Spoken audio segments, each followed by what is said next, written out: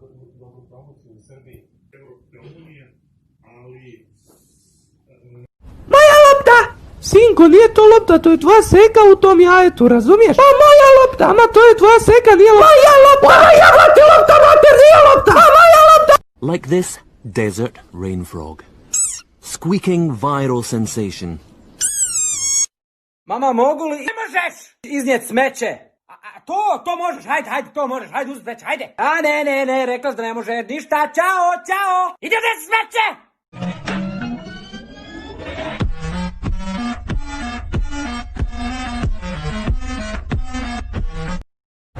Okej, debeli, hoću da pretrčiš do kraja sobe i dobit ćeš svoj omiljeni kolačić. Šta? Ti ne voliš ove kolačiće bez šećera? Jako su ukusni. Gledaj kako ih Casey voli.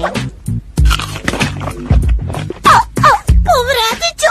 Ja sam apsolutno normalan. Normalan sam. Samo su oko mene svi luđaci.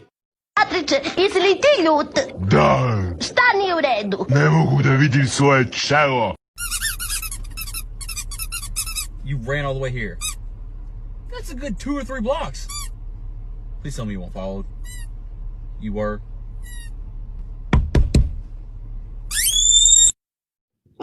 Ja sam stvarno ne pokazujem lice. Nekim su bili hakeri, a nekim nisu. Jedna sam morala praviti da je haker. I danas je 27. novembar, a ne 21. Misliš da ću se rastužiti? Ovo samo plačem od smeha. I svi hejt na nju i ide blok ako me još jednom uvredi. Ti si glupača, ti si bezobrazna, ti lažeš, tebe lepo treba tući. Policeman, I don't want no trouble. I just wanna drop my jiggle down to the floor. Hey, Mr. Policeman, why you wanna...